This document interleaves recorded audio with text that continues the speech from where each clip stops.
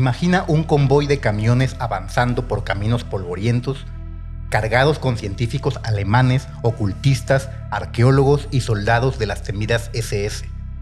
Su destino, las tierras remotas del Himalaya, las profundidades de las cavernas de Europa o las dunas ardientes del desierto egipcio.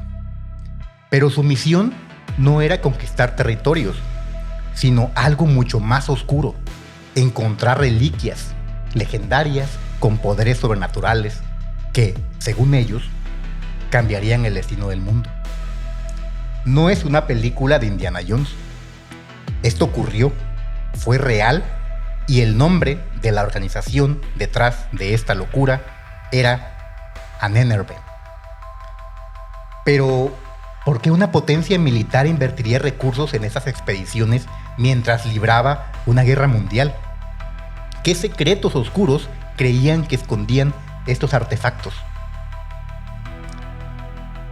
Eso será resuelto hoy en la Sociedad de lo Insólito, ya que exploraremos las obsesiones más ocultas del Tercer Reich, donde la ciencia se mezcló con el misticismo y el poder político con las leyendas más antiguas de la humanidad. Acompáñenos. Adelante, vamos.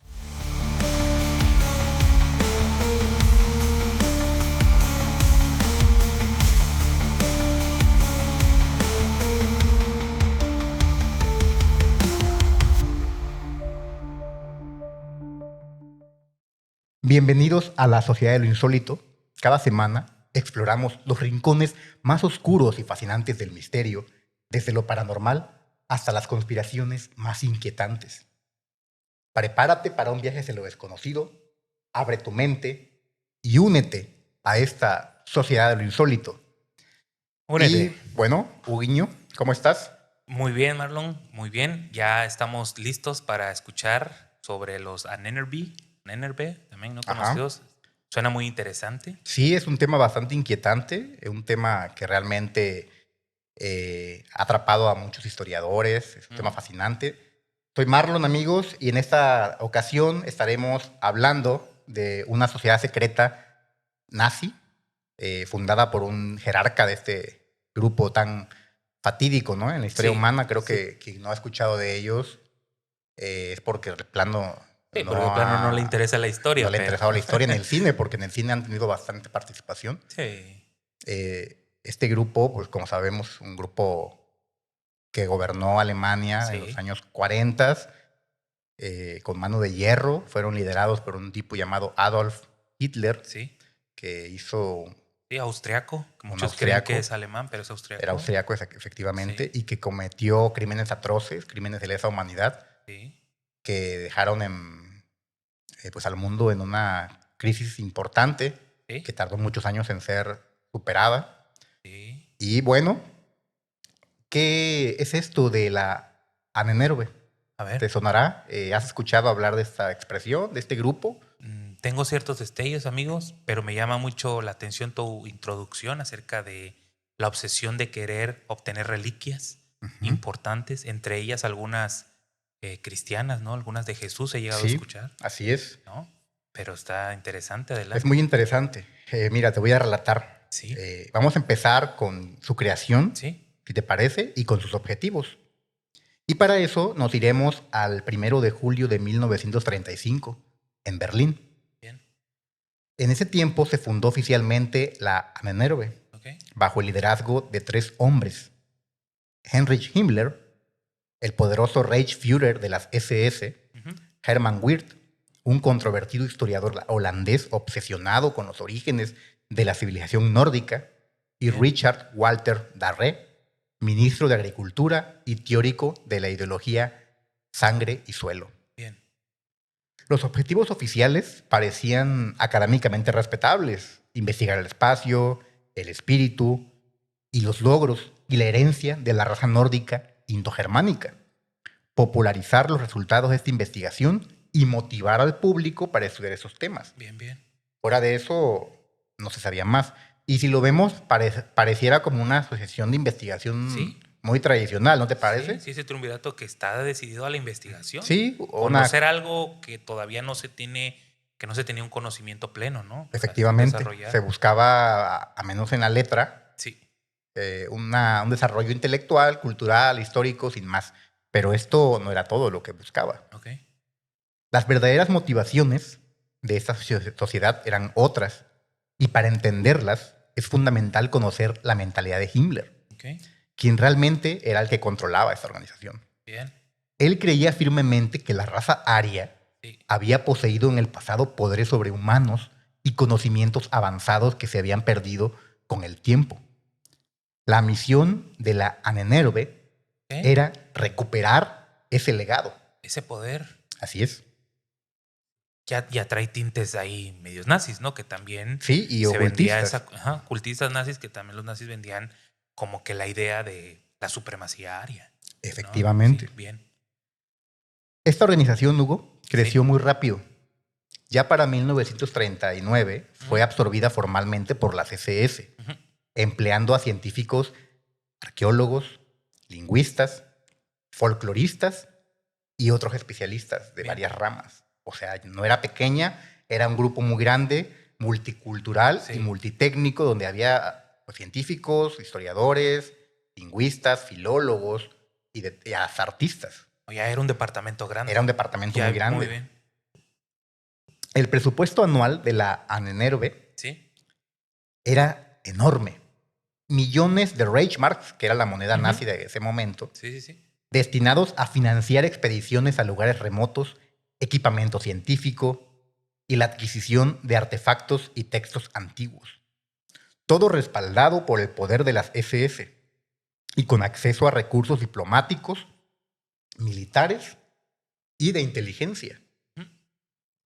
Lo extraordinario, Hugo, Sí. de esta organización es que combinaba métodos científicos modernos con creencias profundamente irracionales.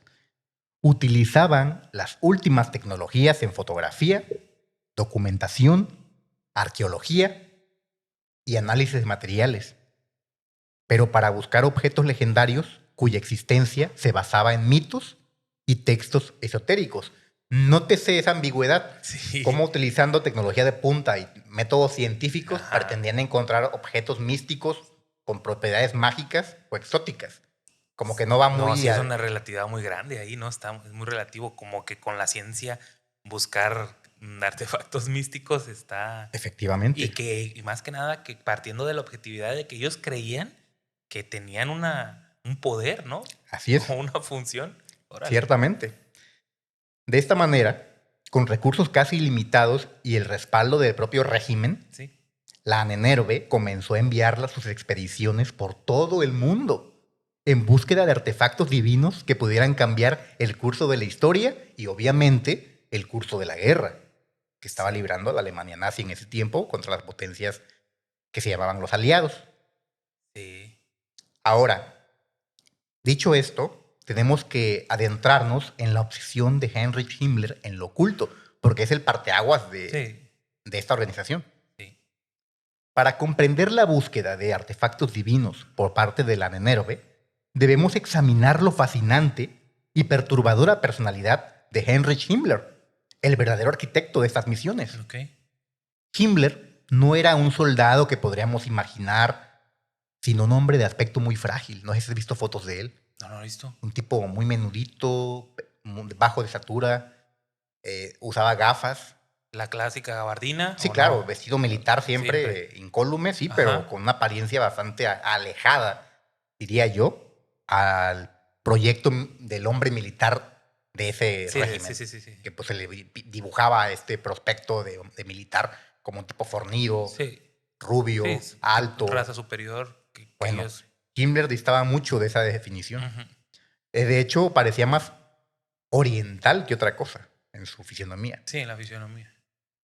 Entonces, bajo esta apariencia mundana de él, se escondía una obsesión casi patológica con lo oculto, con la mitología germánica y con las civilizaciones antiguas. Desde joven, Himmler devoró obras de ocultismo y misticismo. Era un ávido lector de los escritos de Helena Blavatsky, Sí. fundadora de la Sociedad Teosófica, Ujú. cuyas teorías sobre nazis, sobre razas, raíz y continentes perdidos influyeron profundamente en su visión del mundo. También estudiaba los textos del místico austriaco Guido von der List y de John Laus von Liebenfels, cuyas ideas sobre la superioridad aria y sociedades secretas antiguas moldearon su pensamiento. Sí. Pero, ¿hasta qué punto Himmler creía realmente en esto? En su totalidad. Es una pregunta importante. Bueno, según Felix Kersten, su masajista personal Bien. y confidente, dejó testimonios asombrosos sobre las creencias de este señor. Según él, Himmler estaba convencido Sí. de ser la reencarnación del rey Heinrich I, conocido como el pajarero, el monarca alemán del siglo X que había repelido a los invasores magiares. Ujú. De esta manera, Himmler cada año, Hugo, Sí. realizaba una peregrinación a la tumba del rey Heinrich en la catedral de Dillenburg, donde llevaba a cabo rituales privados en la cripta. Incluso instaló una habitación en la que pues, se puso toda la parafernalia Ujú. para darle una ambientación adecuada Bien. en este castillo de Wewelsburg, que se convirtió en su fortaleza ceremonial, y allí meditaba intentando comunicarse con el espíritu del rey medieval. O sea, él creía que era una reencarnación de este personaje histórico, Fíjate. de este rey, y creía que podía hablar con él a través de este ritual que él practicaba en el castillo que compró para ese fin. Definitivamente era muy místico. Sí, creía mucho en el misticismo, Sí. en el ocultismo. Sí, antes de que tú contestaras la respuesta de qué tanto empeño ponía o qué ponía a disposición para poder realizar estas búsquedas, definitivamente era todo, porque al tener toda la fuerza de la SS, a tener toda la Así fuerza del régimen alemán, creo que su obsesión era muy objetiva, o sea, su obsesión era muy real para realizar este tipo de búsquedas de reliquias. Así es, efectivamente. Creía mucho en ese misticismo. Lo creía. Bien. De esta manera, Himmler invirtió millones en renovar esta antigua fortaleza Está. para convertirla en el centro espiritual de las SS. Sí. La arquitectura fue modificada siguiendo principios esotéricos con una sala circular en el sótano, conocida como la Obergruppenführersaal en alemán, que contenía 12 columnas, un mosaico del sol negro en el suelo, y se creía que este lugar sería el centro desde donde los líderes de las SS gobernarían el mundo después de la victoria final. Wow. Esa era la búsqueda y la idea que tenía él para remodelar este lugar. No sé si has visto imágenes del sol negro. Sí, sí las he visto. Ese castillo en la parte central, en la sala, tiene dibujado un sol gigantesco negro que se dice que era el lugar en el que él creía que había un centro de poder. Sí. Bueno, independientemente de esto, Himmler rodeó su vida de rituales y símbolos.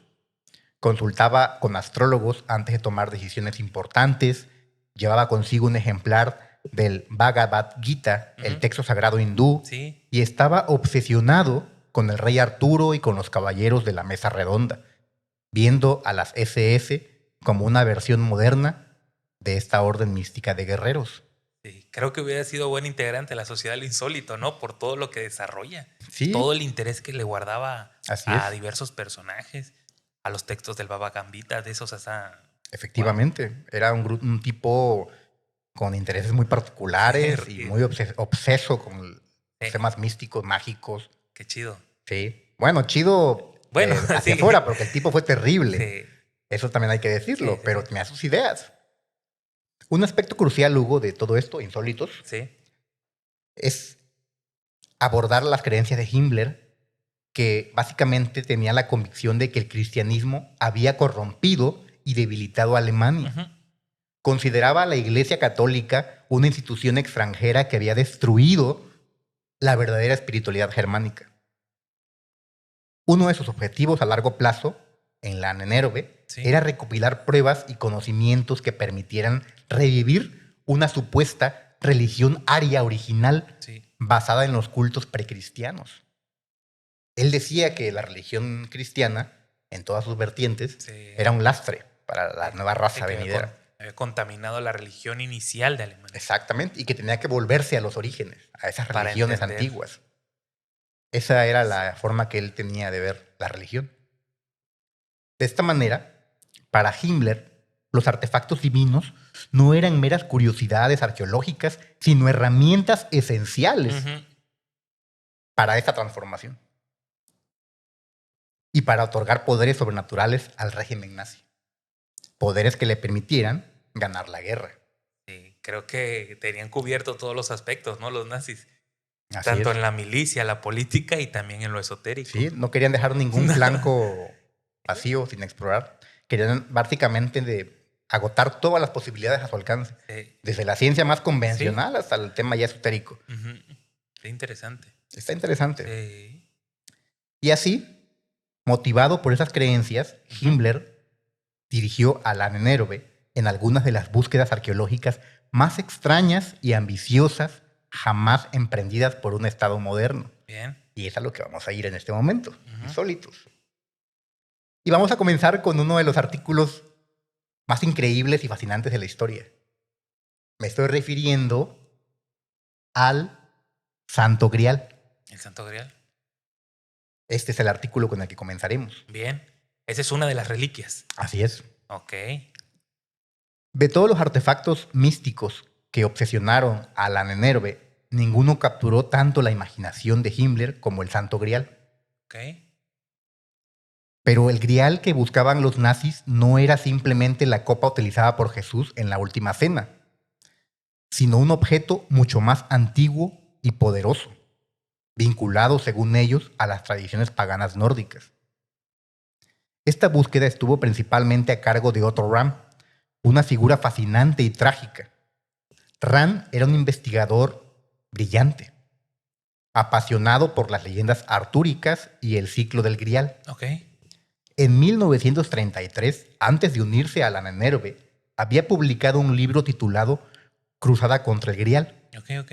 donde relacionaba la búsqueda del Grial con la historia de los cátaros, una secta cristiana considerada herética y exterminada en el sur de Francia durante el siglo XIII. Vieja. Así es.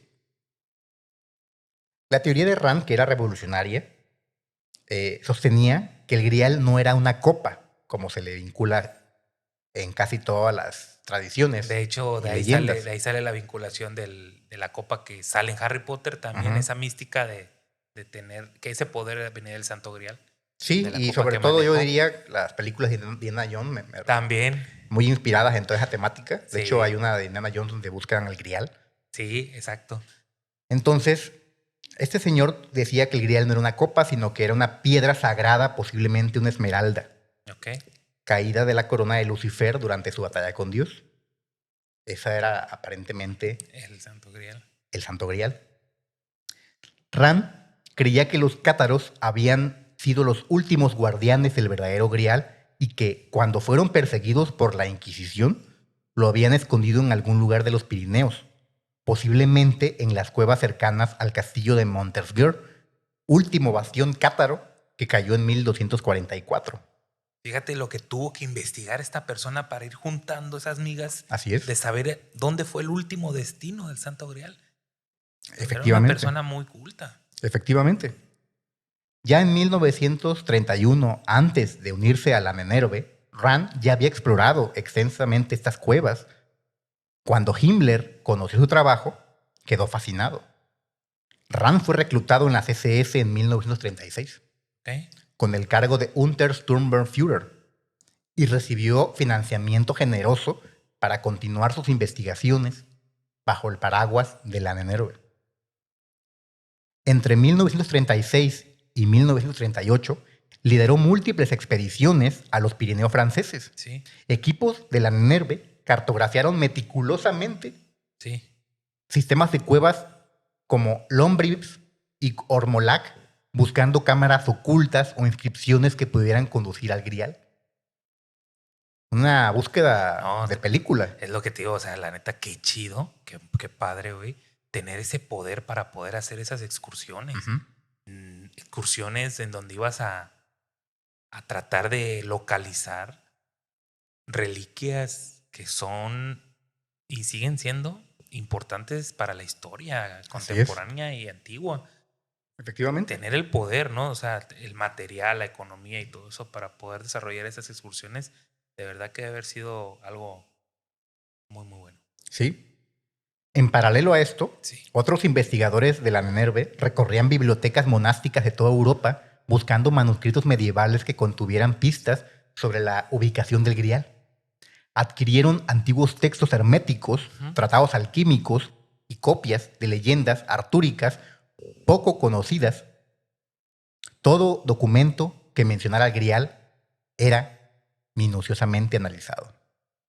La investigación era dura. Sí, no dejaban escapar ningún dato, estaban completamente comprometidos en localizarlo. Hasta textos de Hermes Trismegisto. Exacto. Pero ¿qué esperaba obtener Himmler si encontraba el Grial? Según testimonios de miembros de su círculo íntimo, creía que este artefacto otorgaría poderes sobrenaturales a quien lo poseyera. Invulnerabilidad en batalla, capacidad de ver el futuro e incluso la inmortalidad.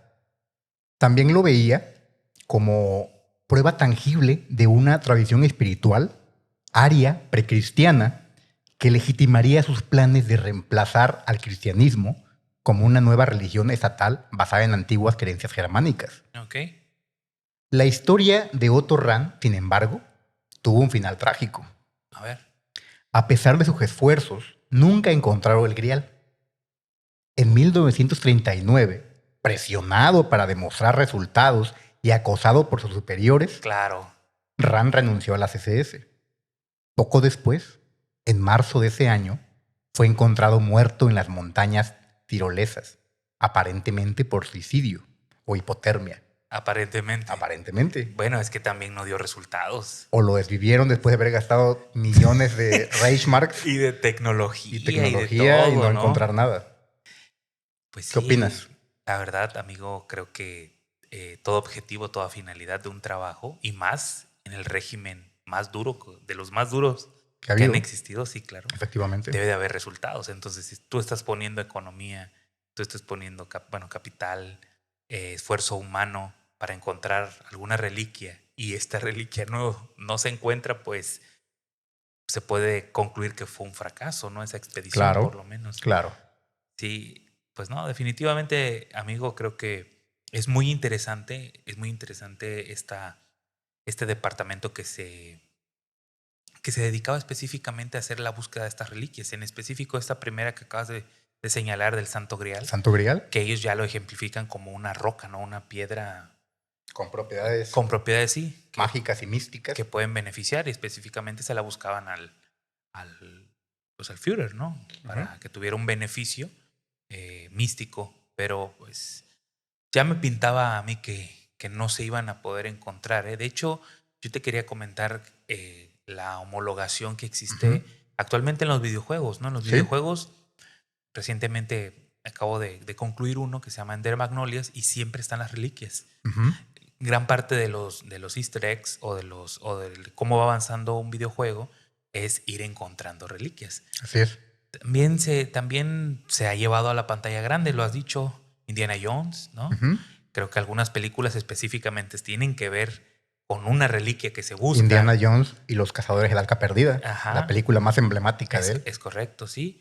Y también en el anime también, o sea... En todo, es que ha permeado ¿sí? en toda la En Dragon cultura. Ball se dedicaban a buscar esferas del dragón. Sí, exacto. Que eran reliquias para poder mandar a llamar a un dios. Invocar un poder místico. Sí, que concedía deseos. Guarda lógica, pero pues difícil de demostrar. Claro. Y más cuando tienes la exigencia de un régimen como el nazi. Sí, efectivamente. Sí. Pero la búsqueda, Hugo, del Grial no terminó con la muerte de Rahn. Eso hay que dejarlo claro. Ok, bien. Según documentos desclasificados después de la guerra, la Nenerve siguió financiando expediciones secretas hasta 1943. Sí. Una teoría alternativa que ganó popularidad entre la jerarquía nazi identificaba al Grial con la tabla esmeralda. Ok, ahí ya cambiaron la... Ok. Un antiguo texto hermético atribuido a Hermes Trismegisto, supuestamente escrito en una sola piedra de esmeralda y conteniendo los secretos de la alquimia y la transmutación de los metales. Bien. Convertir el plomo en oro y estas cosas. Algo también bastante fascinante y bastante inquietante. Sí. con el tema ya vinculado de la alquimia, todo esto, es un nuevo tamiz que se le puede dar a la interpretación tradicional del Santo Grial. Sí, de hecho, amigo, en algún momento comentaste que en la búsqueda de este Santo Grial ellos encontraban documentación única. Así es. Comentaste que encontraban documentaciones herméticas, ¿no? Ujú. Válgame la repetición de Hermes Trismegisto, y que pues al final no eran 100% estériles estas búsquedas porque encontraban ciertos Ese es el documentos. punto. Que a pesar de que pudiera parecer que estas búsquedas, Ajá. que si bien iban encaminadas a encontrar el Santo Grial, Sí. puede ser que no lo encontraran. Y si lo encontraban, no van a andar diciendo. También. Pero sí encontraban documentos muy importantes Claro. históricos de alquimia, otras cosas. Entonces, al final, la búsqueda no era estéril. O sea, llegaron de cosas Sí, increíbles sí. que tal vez si no fueron lo que buscaban, Ujú. sí eran valiosos, sí Sí. eran cosas importantes. Sí. Al final de cuentas, otros investigadores de esta sociedad buscaron el Grial en lugares tan diversos como en Montserrat, España, vinculado a la leyenda del Grial de algunas tradiciones, en Glasgow, Inglaterra, asociado con José de Arimatea, Sí. un personaje bíblico, la religión de Welsberg en Alemania, donde según leyendas locales se habría escondido un tesoro de los Nibelungos. Sí. ¿Qué son los Nibelungos? Pues son unos seres como parecidos a gnomos de la tradición germánica. Ajá. Ya ves que se le vincula en todas las culturas, sobre todo las culturas nórdicas germánicas, que los gnomos acaparan tesoros. Sí. Son grandes mineros, grandes artesanos del oro, de las joyas. Sí. Entonces los Nibelungos conocían los secretos de la alquimia, del Grial. Entonces ahí viene la vinculación. Ya nos estamos metiendo con criaturas, ¿no? También. Sí, es que es un tema bastante abundante y amplio y apasionante porque te hace volar la imaginación, Sí. sin lugar a dudas. Incluso en la cordillera del Cáucaso, basándose en las antiguas leyendas sobre objetos sagrados, Hugo, Sí. escondido cerca del lugar donde Prometeo fue encadenado. Se decía, estaba el Grial también. Ya ves que cuenta la leyenda Sí. que Prometeo, al dar a los hombres el fuego, Sí. el regalo de los dioses, Sí. robar este fuego de los dioses para que los hombres no pasaran frío, fue castigado por estos dioses con una condena eterna que consistía en ser encadenado a una roca para que su hígado fuera devorado por las aves de rapiña. Sí. Y cada vez que su hígado fuera devorado por las aves de rapiña, al día siguiente le renacía para volver a ser devorado Sí. y así eternamente. Sí. Era una condena continua. Y dolorosa. Sí. Y entonces ahí se decía que, según en el lugar en el que había pasado esto, estaba también escondido el Grial. Irónicamente, mientras equipos de la Nenerve buscaban afanosamente este artefacto divino, los ejércitos alemanes sufrían derrotas decisivas en Stalingrado, el Alamein Bien. y así. Al final, los recursos que podían haberse destinado al esfuerzo bélico se malgastaron en estas búsquedas esotéricas Sí. del Grial. Pero la obsesión de Himmler con el Grial no disminuyó. Incluso en las etapas finales de la guerra, cuando la derrota alemana era inevitable, seguía convencido de encontrar el Grial y que esto podría cambiar milagrosamente el curso del conflicto bélico. Una convicción que nos demuestra hasta qué punto el misticismo y la irracionalidad habrían penetrado en los niveles más altos del régimen nazi. Sí. O sea, Himmler creía que si llegaba a encontrar este artefacto místico, el Santo Grial, Sí. le permitiría cambiar la guerra. Era una especie de artículo con un poder tal que con solo tenerlo él podría cambiar de manera automática el rumbo de la guerra y de la historia. Fíjate que ahorita que comentabas esa parte, amigo, específicamente te iba a decir, mencionaste el año 1943, ya muy cercano a la conclusión de la Segunda Guerra Mundial. Ujú.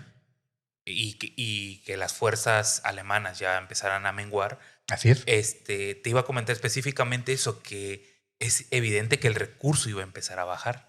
Claro. Definitivamente. Se señala que se tenían que redoblar esfuerzos para que los Ahnenerbe encontraran esas reliquias para poder cambiar el rumbo de la guerra, porque evidentemente ya iban en declive.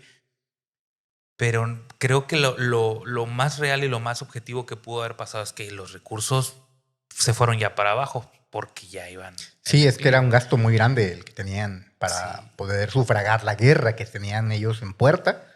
Y a eso le añades el gasto grande también que implicaría este tipo de investigaciones, de viajes y de campañas de búsqueda y luego, con equipos tan sofisticados. Sí. Y luego sostener eso de que no encuentras, de que no estás encontrando, ¿no?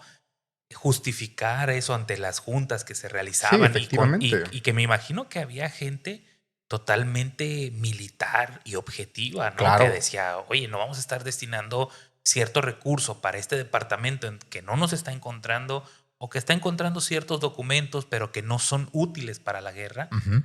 Y los estamos destinando para acá y estamos ya teniendo bajas de este lado, ¿no? Pues sí, la verdad, ahora sí que el personaje que realizaba las búsquedas la tenía complicada. Efectivamente. Sí. Y bueno, ahí dejamos la famosa historia de la búsqueda del Santo Grial y pasamos a otro objeto fascinante. ¿Cuál? Estamos hablando de la lanza del destino. Ah, sí, también sé que lo buscaron. Si el Santo Grial representaba para Himmler la búsqueda de la inmortalidad, la lanza del destino simbolizaba algo igualmente poderoso: el dominio sobre el mundo terrenal. Bien. La lanza del destino, Hugo, también conocida como la lanza de Longino, supuestamente fue el arma que utilizó el centurión romano Longino para perforar el costado de Cristo durante la crucifixión. Según la leyenda, quien poseyera esta lanza gobernaría el mundo y sería invencible en batalla, pero la perdería al morir. A lo largo de la historia, numerosos gobernantes poderosos afirmaron poseerla, desde Carlomagno hasta Napoleón. Y cada uno de ellos, cuando la perdió, adivinen qué pasó. Llegó su declive, su derrota. Su derrota, su muerte. Entonces, se decía que era un arma muy poderosa, que definía guerras y definía destino de naciones. En la película de Constantine, la agarra un paisano mexicano. Ah, sí, un mexicano es el que la encuentra. Se hace inmortal. Bueno, ahí se ve la influencia que tiene esa historia. Claro. Y no, estos nazis que buscaban estos artefactos tan milagrosos, pues no se conocían estas historias increíbles. No las ignoraban, al contrario, estaban conscientes y convencidos de que eran verídicas esas leyendas. Definitivamente. A diferencia del Grial, la lanza del destino tenía una ubicación conocida cuando los nazis llegaron al poder. Se encontraba en el Palacio de Hofburg de Viena, como parte de las joyas imperiales de los Habsburgo. Era una lanza ceremonial del siglo XVII que había pertenecido a Carlomagno y posteriormente a los emperadores del Sacro Imperio Romano Germánico. La obsesión de Hitler con esta reliquia comenzó mucho antes de la creación de la Ahnenerbe. Según su relato en su libro infame Mein Kampf, o Mi Lucha, la vio por primera vez en 1909, cuando era joven y un artista fracasado que vivía en Viena. Supuestamente quedó hipnotizado por el objeto y tuvo una especie de experiencia mística frente a él. Walter Stein, un historiador austríaco que más tarde escapó a Gran Bretaña, afirmó haber conocido a Hitler durante este lapso y haber discutido con él el significado oculto de la lanza. Según Stein, Hitler ya entonces estaba obsesionado con la idea de que el artefacto podía conferir poderes sobrenaturales a su poseedor. Órale. Ya tenía obsesión Hitler. Sí, estaba obsesionado desde joven, desde que ni siquiera era un líder, era un pintor fracasado en aquel entonces, en sus tiempos en la Escuela de Arte de Viena, donde fue rechazado. Ya él ya empezó a formar esta obsesión enfermiza con tener esa lanza algún día. De hecho, se dice que era más fuerte la obsesión de Hitler por la lanza que del propio... ¿El Santo Grial? No, ¿de Hitler, cuál? de Hitler por la lanza. Ah, que de investigador. Del investigador que menciona. Efectivamente. No, pues entonces tiene mucho ahí que ver de dónde nace el objetivo también de los Ahnenerbe, ¿no? O sea, al final de cuentas, él sí necesita un departamento para encontrar reliquias. Y en específico, si él tenía ya la obsesión de tener la lanza, pues... Exactamente. Y ya en marzo de 1938, inmediatamente después de la anexión de Austria, una de las primeras acciones de Hitler, precisamente, fue apoderarse de la lanza. Ya en el poder, pues la toma. O sea, físicamente sí llegó a tener la lanza. Se dice que la lanza era esta que estaba en ese museo, que había pertenecido a reyes antiquísimos de Europa, entre ellos el legendario Carlomagno, que su vida ya de por sí es una leyenda. Entonces sí, materialmente se atribuía a este artículo, a esta daga ceremonial, ser la famosa lanza de Longinos. Entonces, el 12 de marzo, tropas de las SS aseguraron en el Palacio de Holzburg este artículo. Esta lanza fue retirada entonces de la exhibición pública que se le tenía en el museo y fue trasladada a Nuremberg, considerada la ciudad espiritual del nazismo, donde se guardó en la iglesia de Santa Catalina junto con otras reliquias imperiales. Entonces, el Ahnenerbe triunfó con la lanza del destino, o de Longino. El de Longino, ajá.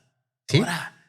Órale. Y curiosamente, para más expectación, cuando lograron esto, empezaron a tener un montón de éxitos en la guerra. Sí. No, de hecho, porque al principio de la guerra, los primeros años, la maquinaria bélica de los nazis alemanes, estaba imparable. Claro. O sea, estaban ganando guerras importantes. Sí. Llegaron al tal grado que lograron colonizar o conquistar París. Sí, desplazar la toma de París, donde hay fotos del jerarca nazi. Con el triunfo y todo. Atrás está la famosa Torre Eiffel. Sí. Y bueno, o sea, y es que también él lo creía así, Hitler, pues. O sea, él pensaba que teniendo la lanza era su destino conquistar el mundo. Exacto. Y por eso buscaba la lanza con fervor. Sí, porque le atribuía a este artículo el poder de que quien lo poseyera era invencible en batalla, e imbatible. Y él quería esa invencibilidad. Hubiera salido en una foto, ¿no? Con la lanza. Es curioso. Sí, es curioso. Es curioso. Hay muchas fotos de reyes antiguos medievales. Si te fijas, todos siempre portan como un círculo, como con un símbolo, así como una esfera. Y se ha vinculado a ese tipo de artículos como con reliquias que dan poder, y por eso todos estos reyes siempre guardan esa similitud de tener artículos en sus manos, o báculos, o lanzas, o esferas que simbolizan cosas poderosas. Entonces, solo la historia lo sabrá. En los juegos de Assassin's Creed, por ejemplo, también se toca mucho ese tema de los artefactos que otorgan poderes. Pues incluso los papas tienen artefactos de esta índole. Sí, exactamente. También en las películas de Transformers se maneja mucho hecho.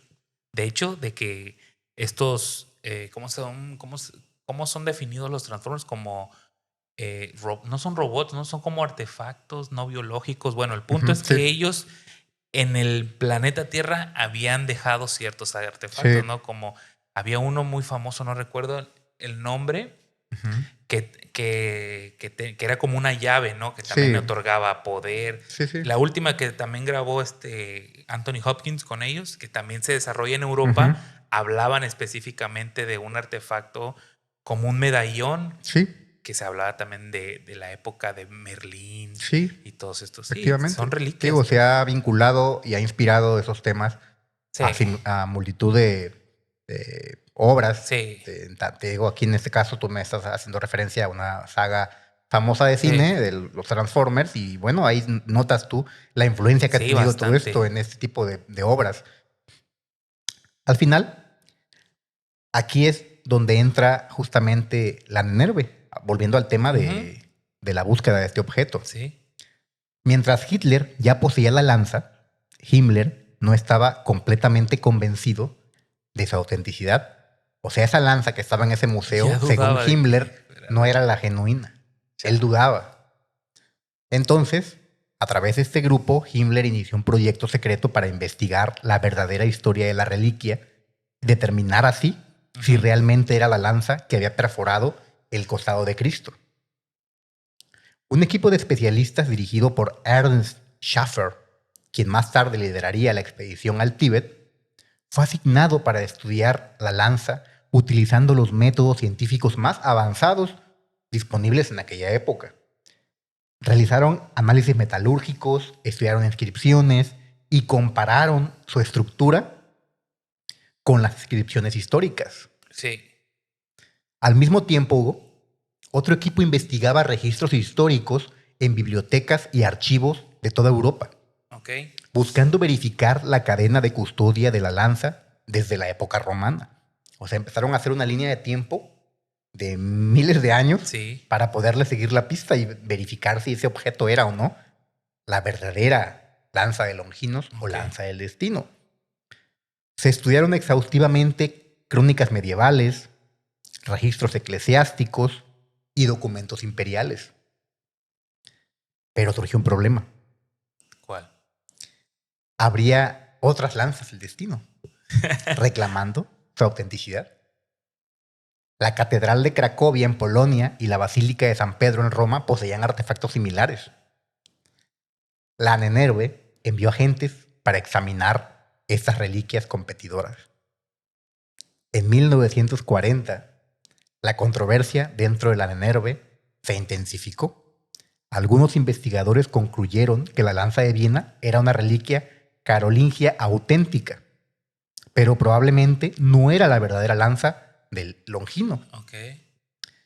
Era demasiado reciente y su estilo no correspondía con las armas romanas del siglo I. Esto provocó una división entre Hitler y Himmler.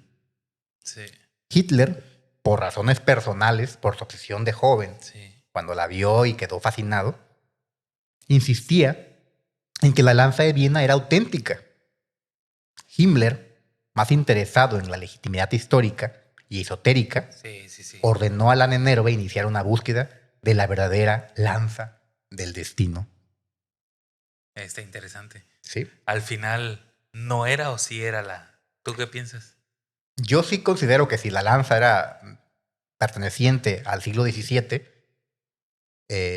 al siglo VII, pues obviamente no podría ser la lanza de Longinos porque pues el siglo VII sí es muy antiguo. Sí, pero no es pero no es la época de Cristo. Eso es mucho tiempo atrás. Entonces, yo diría que no era la genuina. Además, lo que comentaste, ¿no? De que no era el tipo de lanzas romanas de ese entonces, ¿no? O sea, exacto. Puede ser es una prueba casi indebatible porque, pues, por lo menos tendría que guardar la misma similitud.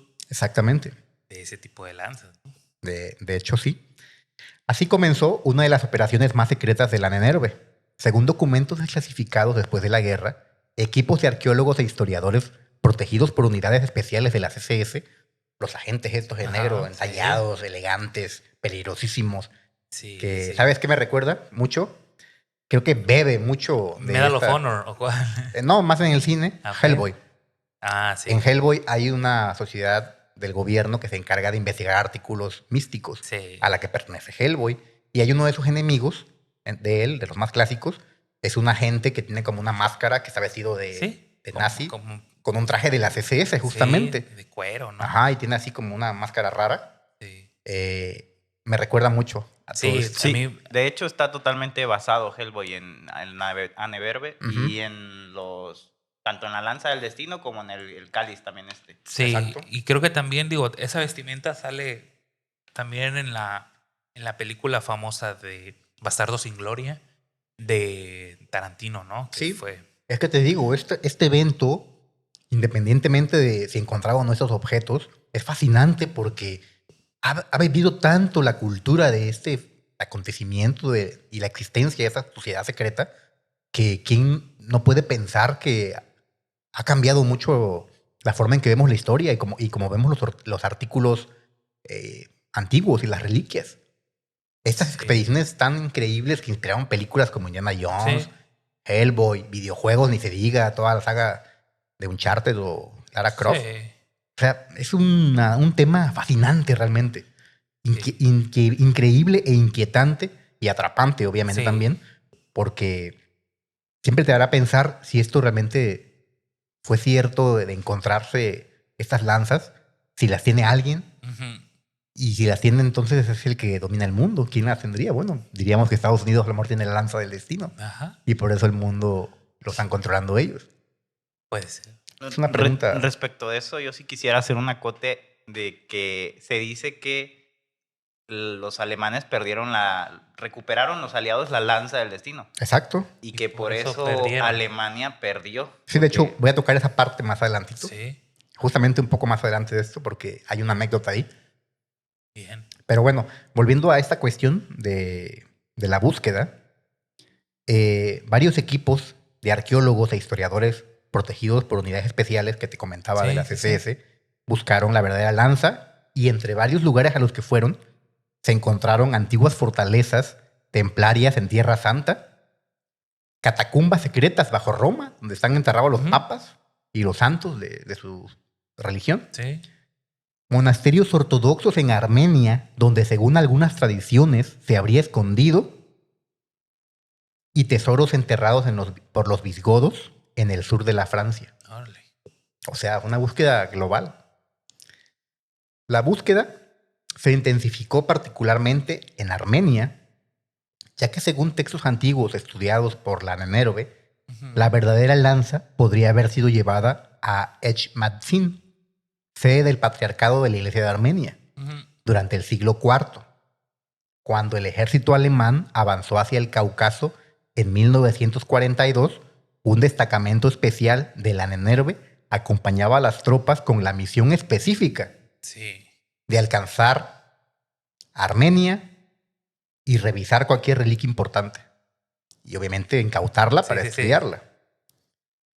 La derrota en Stalingrado, muy conocida y uno de los más grandes fracasos en la guerra para los nazis, frustró estos planes.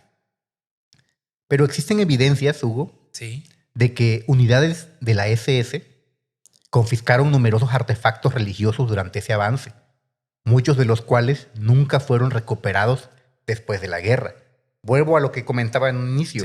Si bien se dice que no encontraron a estos artículos tan magistrales, tan magníficos, sí encontraron muchas cosas importantísimas. Sí, lo hemos comentado. Reliquias religiosas de valor incalculable que no han sido recuperadas. ¿Dónde quedaron? Siguen perdidas. De hecho, como referencia cultural, en Los Simpson hay un capítulo donde sale un alemán que durante la Segunda Guerra, el abuelo de Bart, el ancianito Abraham Simpson, dice que perteneció a un grupo secreto de los militares, los pescados del infierno o algo así. No sé si recuerdas. Y ellos refieren ahí en ese capítulo que los nazis saqueaban muchos tesoros históricos, muchas reliquias. Órale. Y después hay un alemán que le pide que le devuelvan cierto artículo que habían tenido, una pintura o algo así. Bueno, es una referencia más bien chusca, pero que te habla de la influencia de todo esto. Claro. Mientras tanto, volviendo a nuestro tema de esta gran pieza de la historia, la lanza de Viena permanecía en Nuremberg. O sea, la lanza que Hitler creía que era la verdadera. Ya en 1944, ante el avance de aliado, Hitler ordenó construir un búnker especial bajo el castillo de Nuremberg para proteger las joyas imperiales, incluyendo la lanza. Pero a medida que la guerra se acercaba a su final y temiendo que los bombardeos destruyeran Nuremberg, las reliquias fueron trasladadas a una bóveda subterránea especial. El 30 de abril de 1945, el mismo día que Hitler se suicidó en Berlín, tropas estadounidenses del séptimo ejército capturaron Nuremberg y descubrieron el escondite. La lanza del destino pasó a manos de los estadounidenses, aparentemente confirmando la leyenda de que quien la pierde, pierde también el poder y la vida. Claro. Después de la guerra, la lanza fue devuelta a Austria y hoy puede verse nuevamente en el Palacio de Hofburg, en Viena. Sin embargo, rumores persistentes sugieren que la Nenerve podría haber encontrado otra lanza, que es la verdadera, en sus expediciones secretas, y algunos historiadores especulan que podría estar en alguno de los numerosos alijos de tesoros nazis que aún no han sido descubiertos. Otros sugieren que fue llevada a la Antártida, donde supuestamente los nazis establecieron una base secreta en los últimos años de la guerra. Sí. La verdad, probablemente nunca se conozca con certeza. No, pues a lo mejor y sí. Ya ves que ahorita ya se supo. Puede ser. ¿Quién era Jack el Destripador? Por ejemplo. Sí. Al pasar de los años quizás se puede descubrir. todas estas interrogantes. de la historia. Sí, qué interesante. Sí, y bueno, narrada la historia, esta lanza del destino, Sí. ahora vamos a las expediciones al Tíbet Ujú. y el reino místico de Shambhala. Ok. ¿Te suena? No. Bueno, ahorita vas a A entender ver. de qué va todo esto. A mí sí. Shambhala. Sale en el juego de Uncharted. Exactamente, en Uncharted Ajá. 2, si no mal recuerdo. No lo he jugado. Joyita, te lo Ajá. recomiendo. Es de la franquicia de Ok. PlayStation. Toda la saga de Uncharted es muy buena. El último fue el 4, a ti. Sí, no lo juego. Si no has jugado, ¿qué esperas? Porque están muy divertidos Sí. y tienen cosas culturales muy interesantes. Bueno, volviendo a esta cuestión de la expedición al Tíbet y de la búsqueda de este reino místico de Shambhala, de todas las expediciones organizadas por la Nenerve, Sí. quizás ninguna captura tanto la extraña mezcla de ciencia, de carácter serio, misticismo y geopolítica como la famosa expedición al Tíbet de 1938 y 1939. Ok. Esta expedición, Hugo, fue de 5 hombres y estaba liderada por Ernst Schaffer, un zoólogo de renombre que ya había participado en 2 expediciones anteriores al Tíbet durante los años 30. Bien. Los otros miembros incluían a Bruno Beger, antropólogo especializado en mediciones raciales, Ernst Krause, entomólogo y cineasta también, Karl Wienert, Bien. un geofísico, y Edmund Gere, un técnico. Equipazo. Multitécnico. La misión oficial era realizar un estudio científico completo de la región, recopilar especímenes botánicos y zoológicos, es decir, Ujú. de animales, estudiar la geología local, realizar mediciones meteorológicas y registrar las costumbres de los habitantes. Ok. Y en gran medida cumplieron estos objetivos científicos. Trajeron de vuelta a Alemania más de 60.000 fotografías, 17 horas de película, numerosas grabaciones de sonido y lenguaje tibetano, miles de ejemplares botánicos, cientos de ejemplares zoológicos y voluminosas notas entográficas. Órale. Pero bajo esos objetivos científicos de carácter legítimo, o sea, Sí. muy, muy convencional toda esta búsqueda, se escondían motivos mucho más esotéricos. ¿Cómo cuál? Para Himmler y otros líderes de la Nenerve, el Tíbet no era simplemente otra región remota por explorar.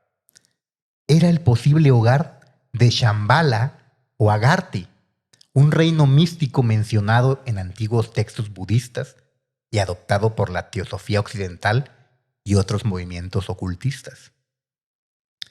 Según esas creencias, Hugo, Shambhala era un reino oculto en las montañas del Tíbet, habitado por seres superevolucionados, con poderes psíquicos extraordinarios y tecnología avanzada. Algunos teóricos ocultistas, como Nicolás Roerich y Elena Blavatsky, Ujú. sostenían que los habitantes de Shambhala eran descendientes de los supervivientes de la Atlántida y guardianes de conocimientos ancestrales perdidos para el resto de la humanidad.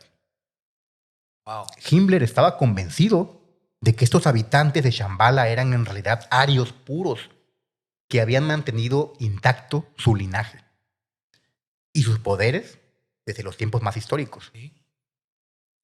Creía que establecer contacto con ellos podría proporcionar a Alemania conocimientos místicos invaluables y posiblemente armas o tecnologías secretas. Para entender mejor esta obsesión, debemos mencionar la influencia del libro Bestia 666 de Aleister Crowley. Ujú. Nuevamente vuelve a la Sí, palestra sí. esa persona. Y otras obras de Karl Haushofer, un general y geopolítico alemán que había vivido en el lejano oriente y estaba fascinado por las tradiciones esotéricas orientales. Haushofer, mentor de Rudolf Hess, había desarrollado teorías sobre un poder místico llamado Brill, que supuestamente podría ser dominado mediante prácticas meditativas específicas. Las instrucciones secretas de la Nenerve para la expedición incluían buscar entradas a cavernas o pasos de montaña que pudieran conducir a Shambhala. Identificar monasterios que pudieran tener textos antiguos sobre poderes psíquicos. Okay. Estudiar prácticas meditativas tibetanas que pudieran desarrollar habilidades sobrehumanas. Buscar evidencias de una supuesta migración aria prehistórica al Tíbet. Y establecer contacto con lamas superiores que pudieran poseer conocimientos secretos. Bien. La expedición llegó a Lhasa, la capital tibetana, en enero de 1939 y fue recibida por el gobierno del regente Retting, quien gobernaba mientras el actual Dalai Lama, quien vive todavía, Sí. era un niño y no podía gobernar. Entonces había un regente. Sí. Bruno Beger realizó estudios antropométricos extensivos midiendo cráneos y rasgos faciales de cientos de tibetanos. Buscaba pruebas de que los tibetanos pudieran ser descendientes de antiguos arios que habrían migrado a la región en tiempos prehistóricos. Órale. Qué raro, ¿no? Sí. ¿Y qué encontraron ahí? ¿Encontraron el propósito, el objetivo que...? Pues, en cierta forma, como te platicaba, sí, porque recabaron mucha información importante que se llevaron en fotos, en video y estudios, anotaciones. Ahora, lo que es Shambhala, pues parece ser que no lo lograron localizar y si lo hicieron, No lo van a decir. no lo van a andar contando, pero una de las búsquedas más fascinantes de la expedición fue la de la llamada piedra svástica. Un supuesto meteorito con una svástica natural grabada en la superficie. O sea, la svástica es el símbolo este. Según textos estudiados por Lenerve, habría caído en el Tíbet en tiempos antiguos. Se creía que este meteorito podía ser un fragmento de la mística isla de Thule, el hogar original de la raza aria, según las teorías ocultistas nazis. La expedición también buscó evidencias de la existencia del abominable hombre de las nieves, el Yeti que le dicen. Sí. ¿Quién no ha escuchado hablar de este personaje? Sí. Es de hecho, entra en el mundo de la criptozoología. Sí. Y hay gente que se ha dedicado a investigar su existencia. Sí, Un críptido. Bueno, según la cosmología nazi, este hombre de las nieves era... El abominable. Ajá. Sasquatch. Era una especie de eslabón perdido. O una rama degenerada de la humanidad primitiva. O sea, como el famoso eslabón perdido, ¿no? Entre la humanidad y los, en ese caso, los primates. Los miembros de la expedición regresaron a Alemania en agosto de 1939, apenas unas semanas antes del inicio de la Segunda Guerra Mundial. Trajeron consigo no solo datos científicos, como te había dicho, sino también numerosos artefactos tibetanos, incluyendo estatuas, tankas, que son pinturas religiosas, objetos rituales y relicarios, o sea, mucho tesoro. No, y había que justificar el trabajo también, ¿no? Claro. De traer cosas, o sea... Efectivamente. No ibas a regresar con manos vacías. No, desde luego. De particular interés para Himmler fueron los turbas, dagas rituales utilizadas en ceremonias tibetanas para clavar y neutralizar a las fuerzas malignas. La Lenerve estudió estos objetos en busca de propiedades ocultas y algunas fuentes sugieren que las famosas dagas ceremoniales de las SS fueron inspiradas en estos artefactos tibetanos. Okay. O sea que las dagas tenían, según ellos, sus dagas nazis, propiedades para destruir espíritus malignos. Esos. Estaban bastante curiosos. Sí, curiosas. Chidas. También trajeron varias estatuas de Buda y otras deidades tibetanas que fueron analizadas por expertos de la Lenerve en búsqueda de símbolos ocultos y significados esotéricos. Una estatua de hierro representado al Buda Vairocama, que data del siglo XI, fue especialmente valorada porque se creía que había sido tallada de un meteorito, conectándola así con el hierro celestial mencionado en varias tradiciones místicas. O sea, qué chido. A pesar de estos esfuerzos, la expedición no encontró pruebas tangibles de Shambhala, que te había anticipado, ni artefactos con poderes sobrenaturales confirmados. Sin embargo, esto no disminuyó el interés de Himmler en el Tíbet y su mitología. Ya en 1940, la Lenerve estableció un instituto dedicado específicamente al estudio de textos y artefactos tibetanos. Okay. Estaba dirigido por el Dr. Schaffer, quien ya había ido a esta expedición. Incluso se rumoraba que Himmler trató de enviar una segunda expedición mucho más ambiciosa, en 1942 y 43, que habría incluido a paracaidistas de las SS para explorar regiones remotas del Himalaya, donde a veces no Sí. podían llegar los seres Sí. humanos. Pero debido al deterioro de la guerra y a la situación militar alemana, muy ya compleja, Sí, deteriorada. no se pudo realizar esta segunda expedición.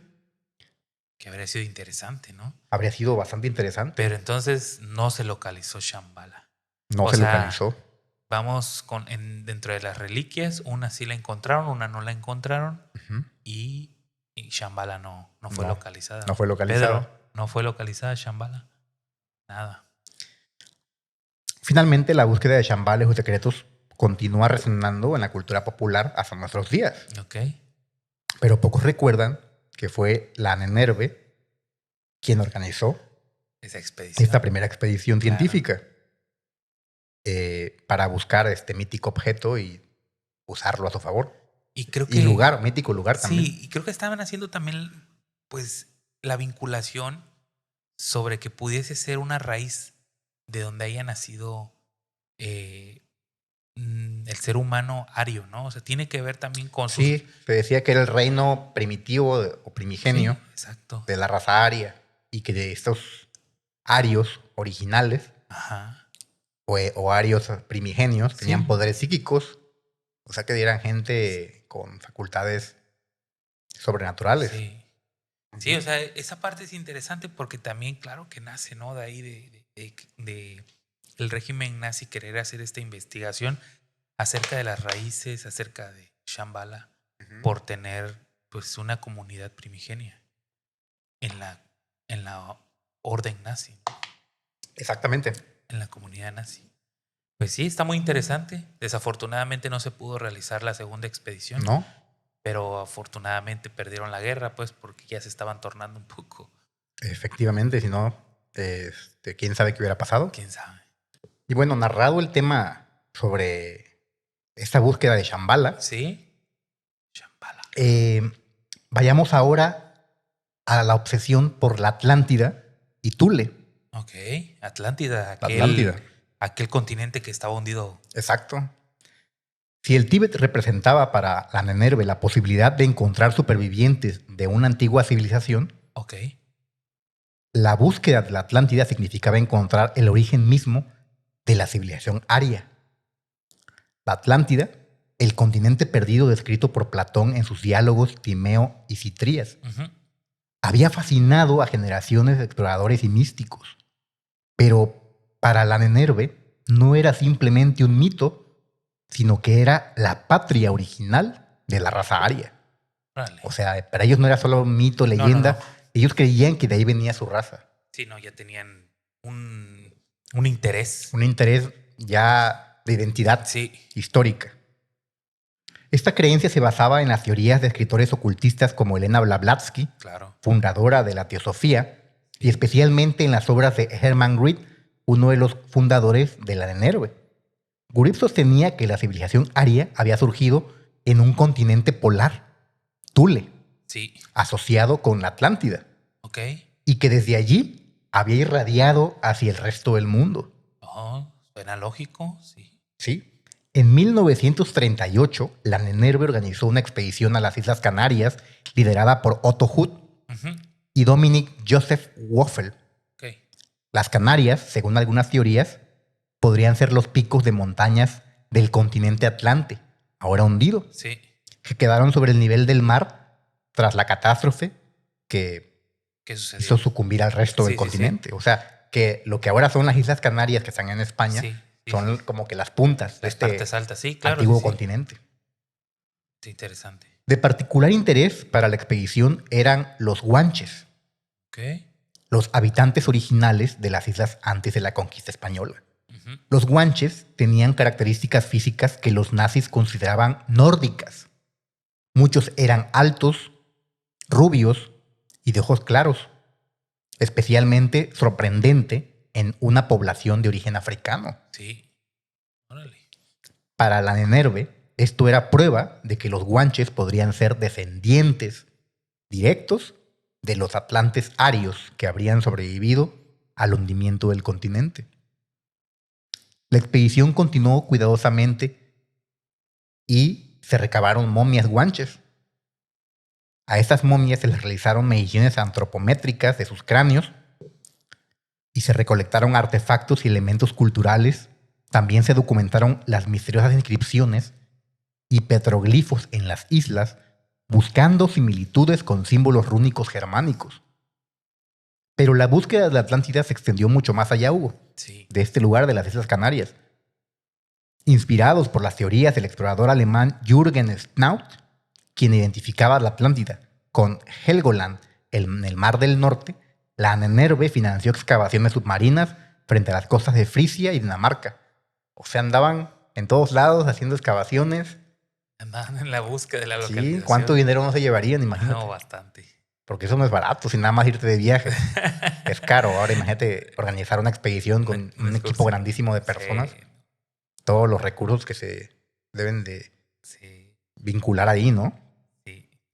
Entonces, esas fueron algunas de las primeras excavaciones arqueológicas submarinas sistemáticas de la historia, utilizando equipos de buceo avanzados para la época.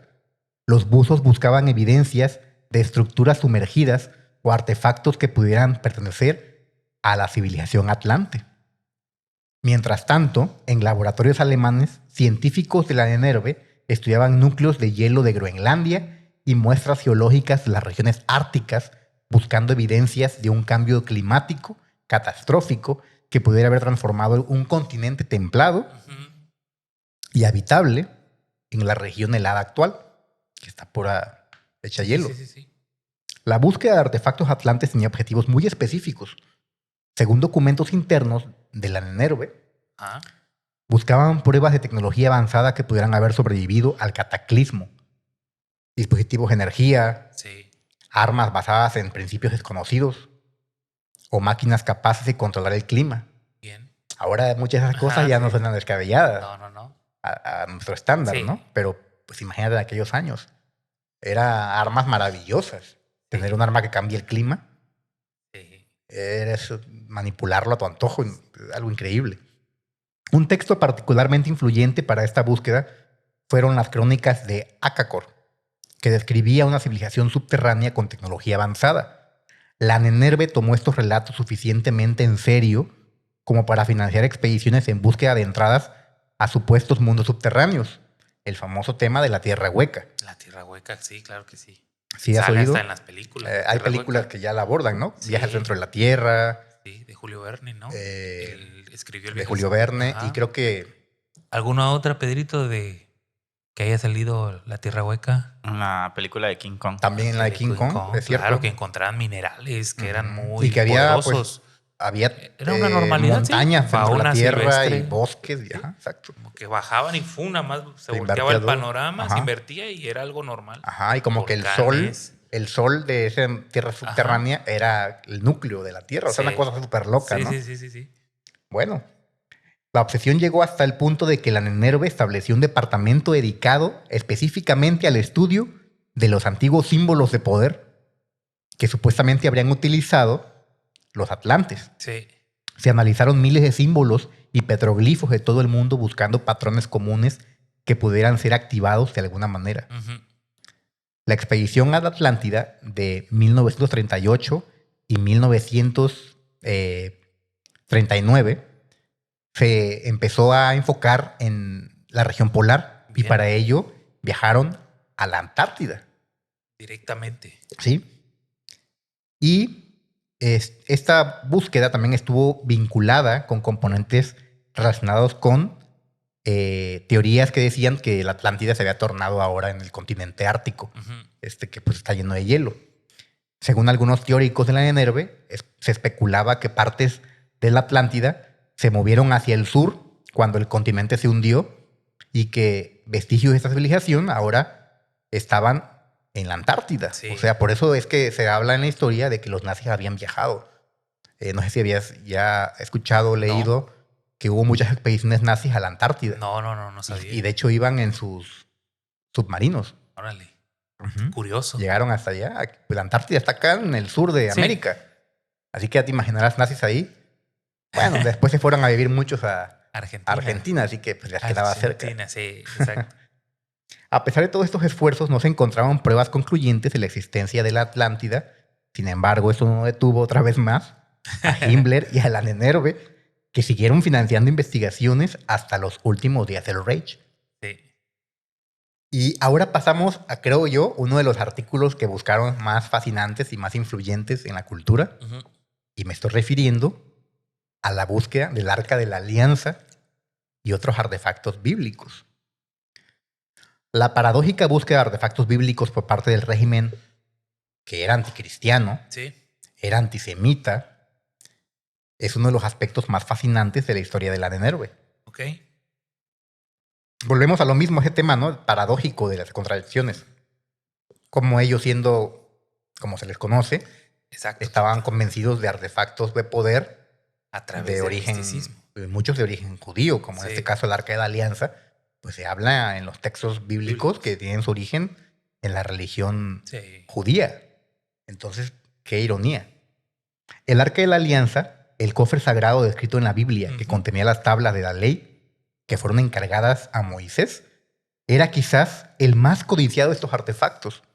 Era la punta. Ahora es el Sí. máximo. Sí. Según la mitología interna de la Nennerve, reinterpretada a través de sus filtros que ellos le ponían con sus teorías raciales nazis, el arca no sería realmente un objeto judío, sino una reliquia de una civilización aria mucho más antigua que habría sido apropiada por los hebreos. Esta reinterpretación de la historia bíblica era típica del enfoque de la Nennerve.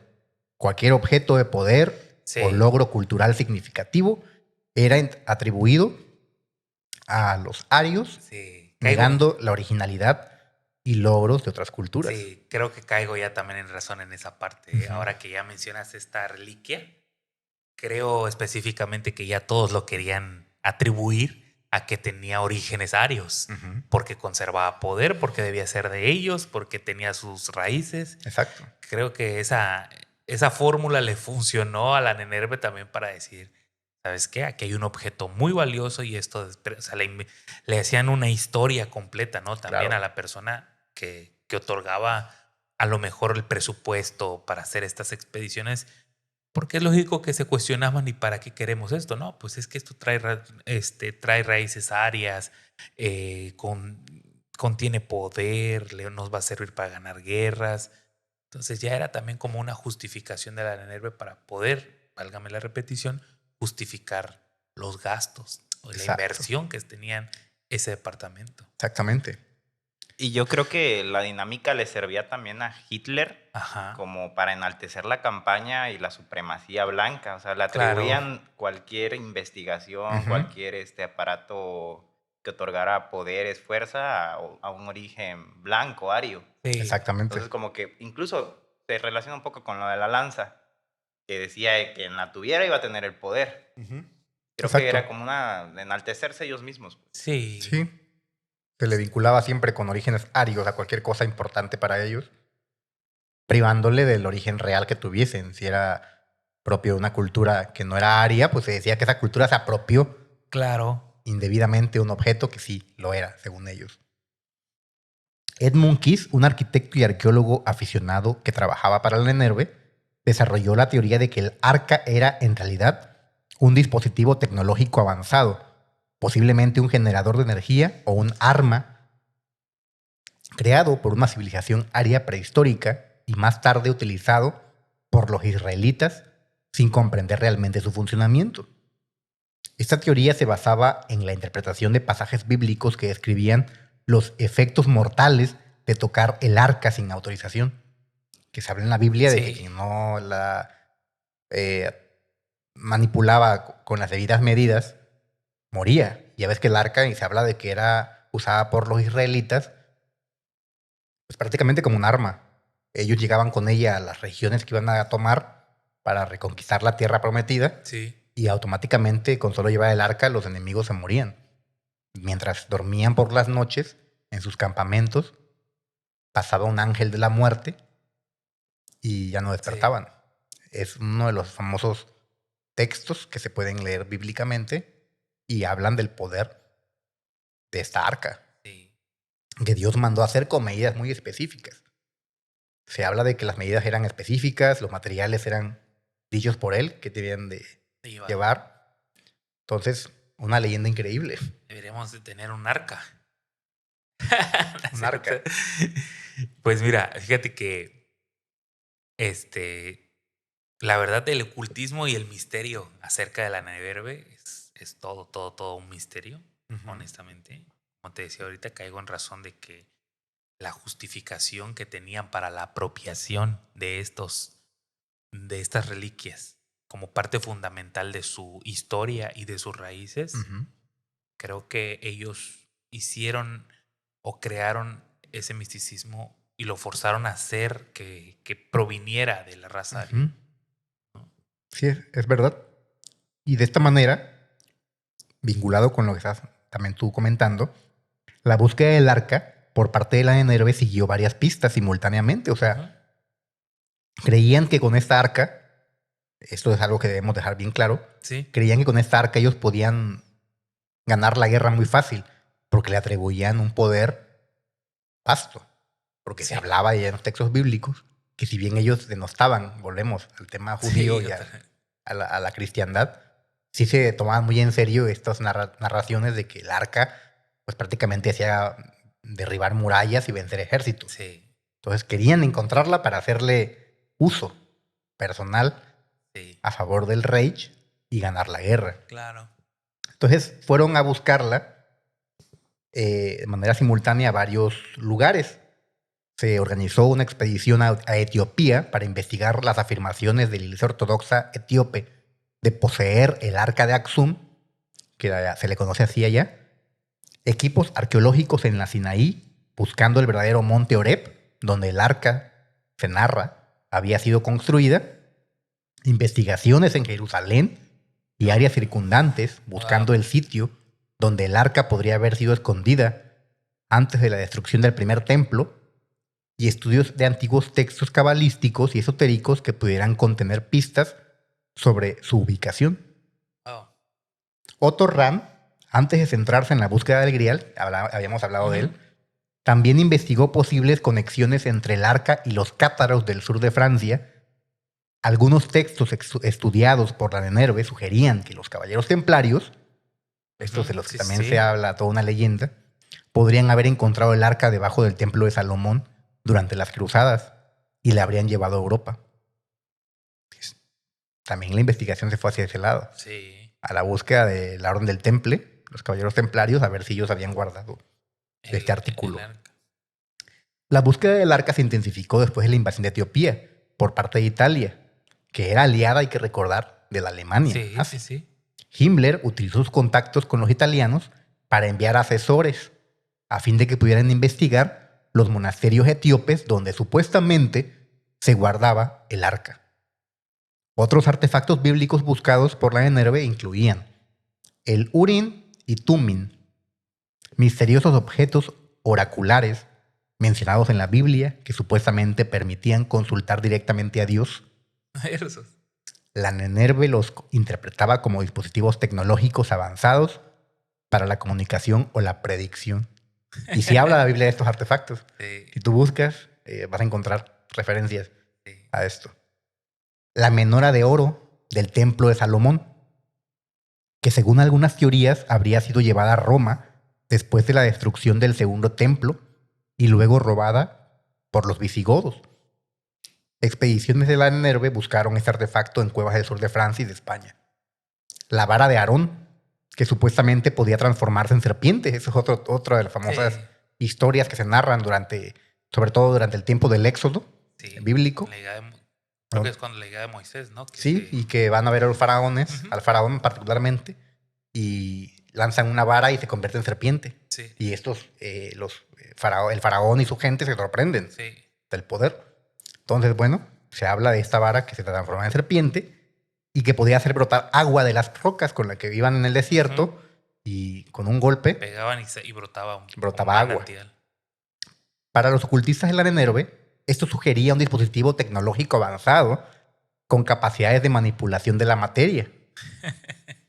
Bueno, al menos ellos trataban de aterrizarlo en alguna cuestión racial. Científica. Racional, ¿no? O sea, decían, o sea, no es como lo señala en sí el libro sagrado, pero tiene que ver con una cuestión científica de fondo, ¿no? Sí.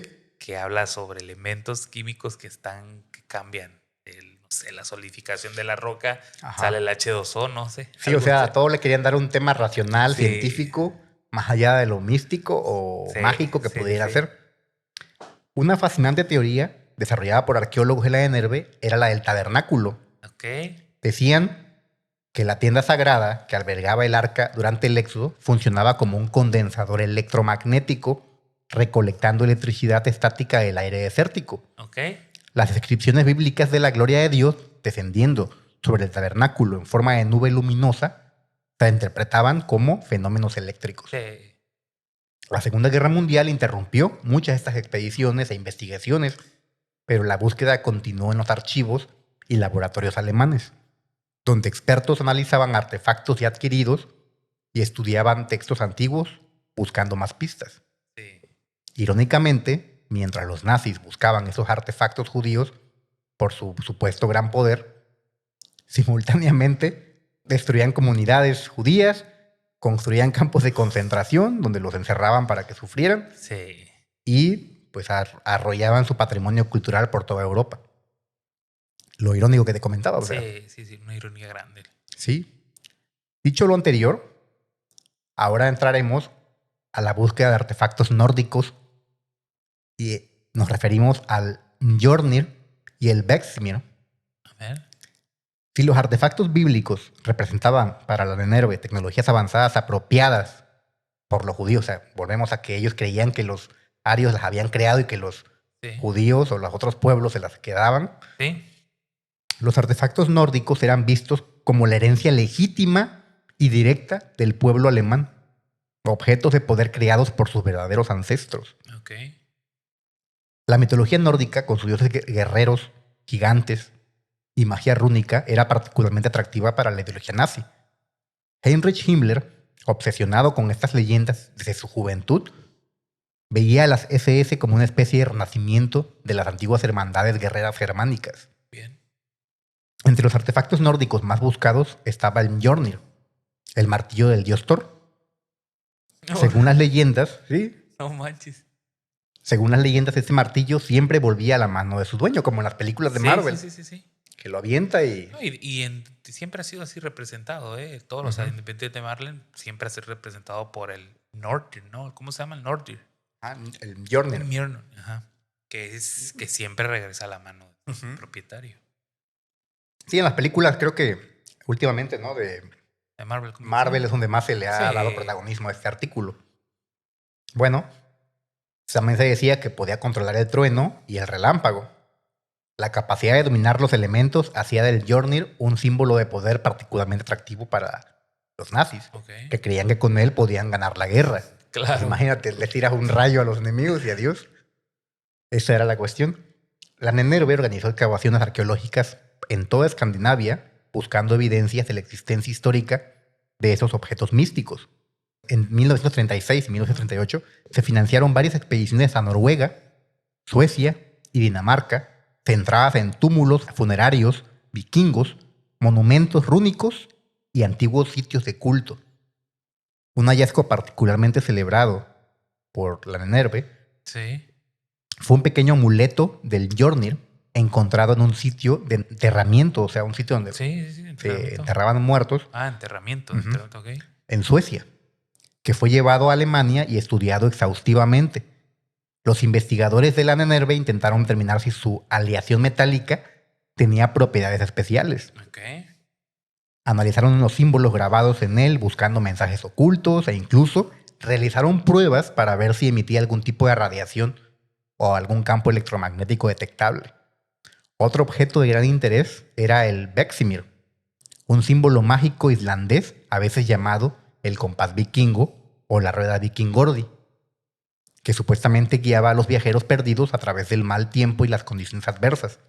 En las manos adecuadas, se creía que podía revelar caminos ocultos entre los mundos. Órale. Está más místico. Más místico. Supongo que también la idea era que con ese podías saber hacia dónde iba tu reino o hacia dónde darle y sin fallar. No sé si lo has visto. Es ese símbolo. Yo sí lo he visto. No. Es, ¿sabes dónde lo vas a ubicar? A No sé ver. si viste la serie Vikings. Vikingos. Sí. Bueno, Sí. la B de Vikings, del Ajá, logo, sí. lo que es La serie. la serie, es ese artefacto. Ah, sí. Ujú, que es como un Un med- compás. ok. Que está como en un medallón. Ajá. Órale. Ese es el símbolo al que nos estamos refiriendo. La búsqueda del Vexmir llevó a la Nenerve a enviar una expedición a Islandia en 1938, oficialmente para estudiar la geología y flora del país, pero con instrucciones secretas de buscar antiguos grimorios y objetos mágicos. La expedición estuvo liderada por Bruno Schweitzer, un lingüista especializado en dialectos germánicos antiguos. Ok. Schwer y su equipo recopilaron decenas de manuscritos medievales que contenían símbolos mágicos y runas, y estos fueron estudiados meticulosamente por el departamento de la Nenerve dedicado a la magia práctica. Tenían sus departamentos así con nombres muy rimbombantes, Sí. que intentaba determinar si estos símbolos podrían tener efectos reales cuando se dibujaban o tallaban según rituales específicos. Sí. O sea, las runas, que si tú ponías un símbolo rúnico, Ok. automáticamente ese símbolo otorgaba poder al objeto sobre el cual estaba tallado o Tallado, grabado. sí. Se da mucho también en el tema de películas y videojuegos. Por ejemplo, en The Witcher 3, Ajá. el famoso juego, Sí. las espadas de The Witcher Traían tienen runas. símbolos rúnicos. Sí. Tú les podías poner cierta runa para darle cierto poder. Sí. Una cuestión interesante. La expedición Islandia también buscaba otro artefacto legendario, el Galnabrok, un grimorio islandés medieval que supuestamente contenía los hechizos más poderosos de la tradición mágica nórdica. Aunque el manuscrito original era conocido y estaba preservado en museos, la Nenerve creía que podían existir versiones más antiguas y completas, escondidas en monasterios o colecciones privadas. Otros artefactos nórdicos que también buscaron incluían el Gunsir, la lanza de Odín, que supuestamente nunca fallaba en alcanzar su objetivo.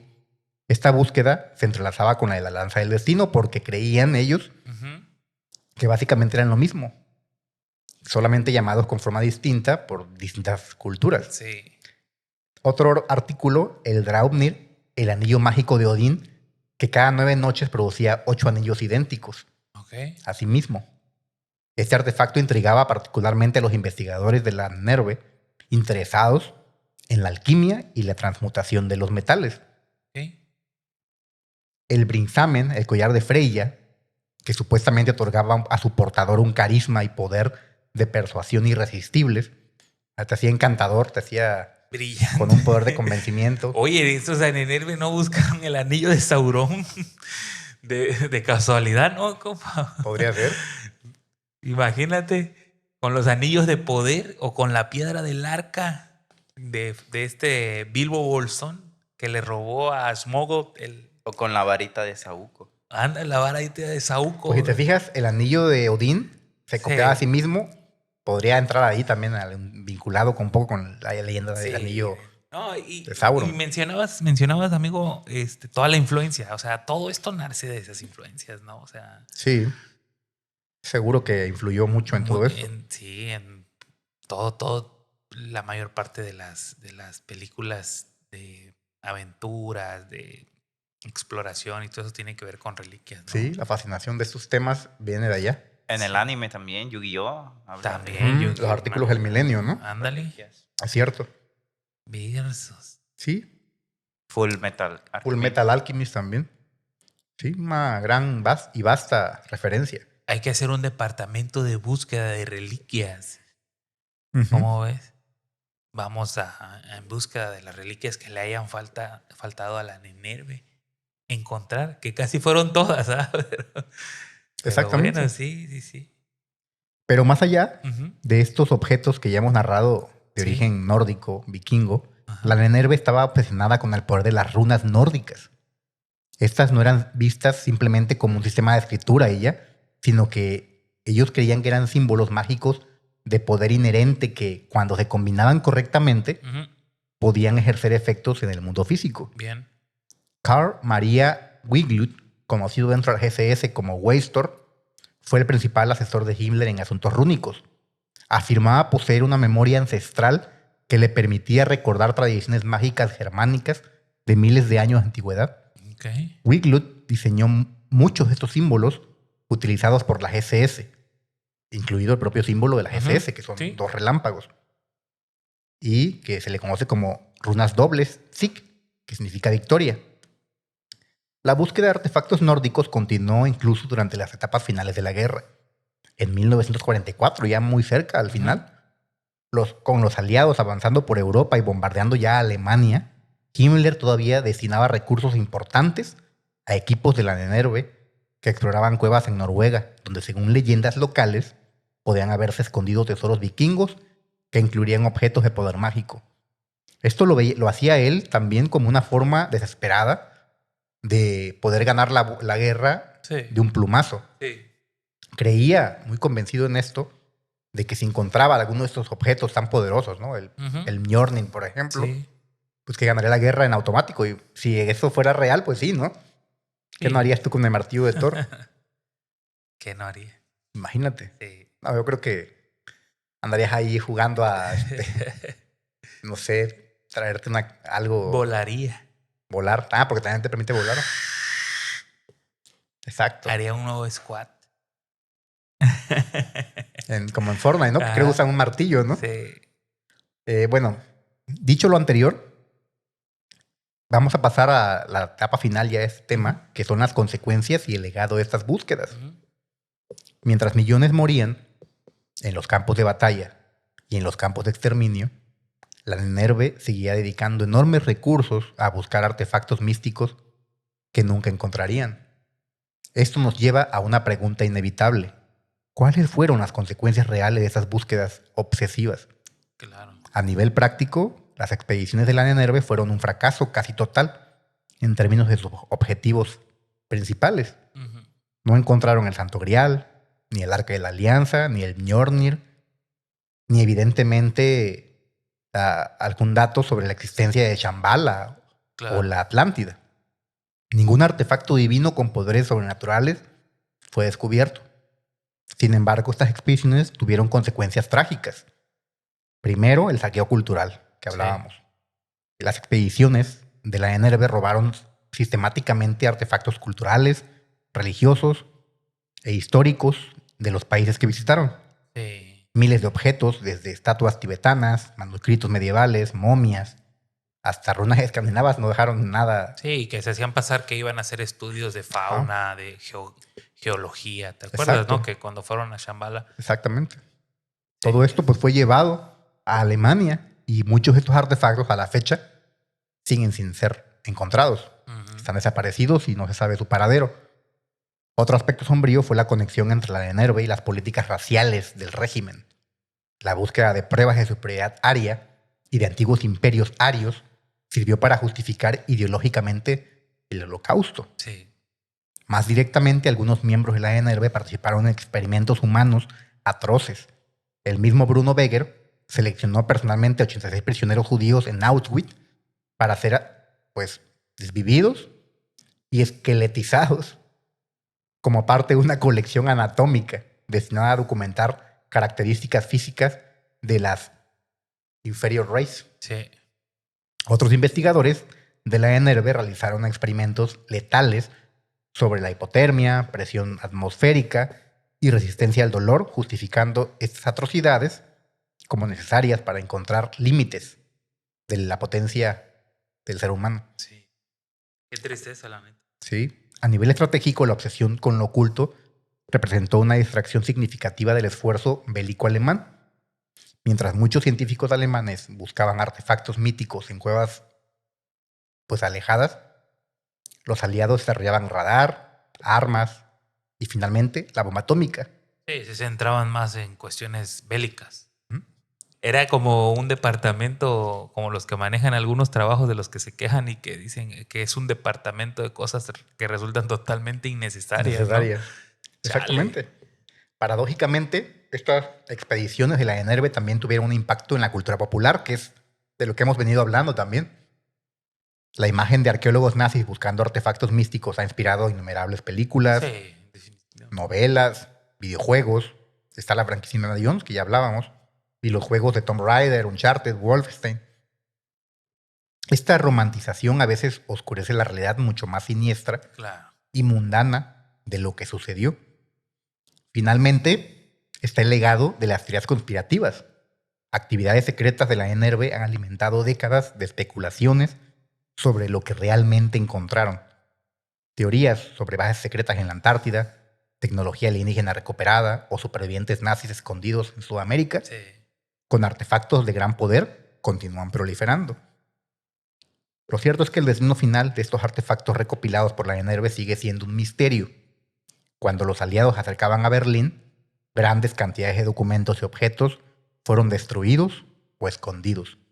Algunas colecciones fueron recuperadas por los soviéticos o los estadounidenses, pero muchos objetos simplemente desaparecieron. Y esa es la historia, Huguito. Trágica historia para todas esas reliquias que fueron perpetradas por el régimen nazi. Así es. Trágica historia en su Sí. desenlace. Pues es una increíble. historia. ¿Qué te pareció? Es una historia de este departamento de investigación. Fíjate que yo tengo aquí unos pequeños apuntes A ver. que hice sobre la NERVE. Específicamente son 3, ¿no? Y son datos como que relevantes, pero también que van encaminados hacia la crueldad de este tipo de personas. Al final lo mencionabas en tus conclusiones. Sí. Creo yo que como primer dato, también la NERVE hizo experimentos, como los dijiste, en los campos de Auschwitz, con prisioneros. La Sí. NERVE hace estos experimentos en los campos de concentración, incluyendo experimentos con radiación, Sí. experimentos con congelación y otros métodos brutales, ¿no? Sí. O sea, no todo era ir, juntar al departamento y mandar al grupo de búsqueda. No Una todo expedición. era excursiones. Exactamente, ¿no? Así Porque es. sí pareciera que al final la NERVE como que se puede deslindar de algunas actividades brutales que hacía Ajá. ese régimen. La búsqueda de la pureza aria, que era un tema o un logo central de todo el nazismo, incluido este departamento que se dedicaba a buscar algunas reliquias. Exacto. La NERVE buscaba encontrar y preservar la pureza aria a través de la investigación y la selección de individuos que consideraban que tenían características físicas y raciales correctas. Así es. Por eso, como tú lo comentabas en el desarrollo de tu tema, creo que ellos se involucraban mucho en tratar de hacer mediciones de cráneos, de estructuras óseas para identificar la pureza, ¿no? del ser humano que ellos querían encontrar, ¿no? Así es. Y pues por último, como número 3, el ocultismo y el misterio, que también lo manejaste a grosso modo. Los NERVE se involucraron en las prácticas ocultistas y místicas, incluyendo la búsqueda de objetos y textos antiguos, Sí. que si bien no encontraron los objetos como tal reliquias, sí sabotearon y robaron definitivamente templos completos en donde van incluidos pues textos que en la actualidad son preservados por museos importantes que no tienen costo, ¿no? O sea, ni siquiera se manejan en subastas porque son parte de la historia humana. Así es. Ese es el precio de la NERVE, aunque muchos no lo quieran, o sea, lo identifiquemos ahora en la actualidad como un grupo de búsqueda, ¿no? Así es. Tuvo su daño colateral. Su daño colateral que hemos venido explicando.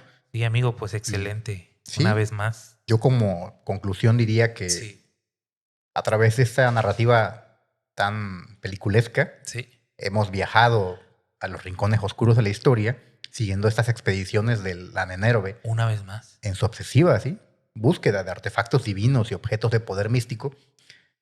Hay que anotar, como ya lo habías también tú mencionado, que muchos de estos objetos pues, han sido tal vez ya al día de hoy recuperados y están siendo parte de obras que se exponen en museos, en colecciones también privadas. Hay muchos de estos objetos. Y algunos están bien documentados, otros simplemente, como también lo habíamos apuntado, desaparecieron de la historia. Y ese es el dato con el que yo me quedaría.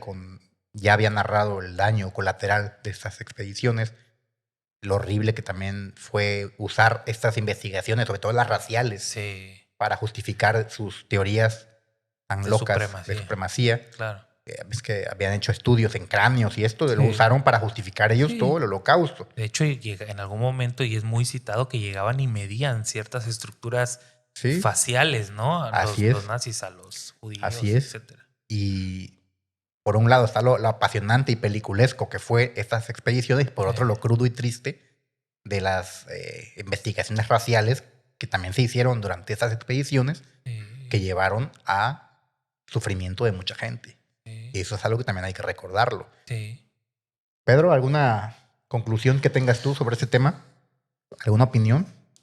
No, pues en las expediciones que hacían, pues sí, tienen su lado pintoresco, ¿no? Y llamativo. Claro. Pero al fin y al cabo, pues también hicieron mucho daño con las investigaciones raciales, los experimentos que le hacían a los judíos. Sí. Todo esto, pues, generó también un daño. Sí, de hecho, hay un museo muy bueno en la Ciudad de México que se llama de Memoria y Tolerancia, Ajá. que habla sobre 5 tipos de holocausto que sucedieron en el mundo, en la historia. Y el principal, pues, es Claro. el holocausto. Pues, digo, 5, ¿cómo se dice? Cuando es en multitud del homicidio. Es Genocidios. 5 genocidios importantes que explican ahí. Y el principal es el holocausto holocausto, claro, judío. Y habla muchísimo que te entra Sí. mucha sin melancolía, duda. mucha tristeza. Está muy bueno, se los recomendamos a los insólitos. Bien. Pues perfecto.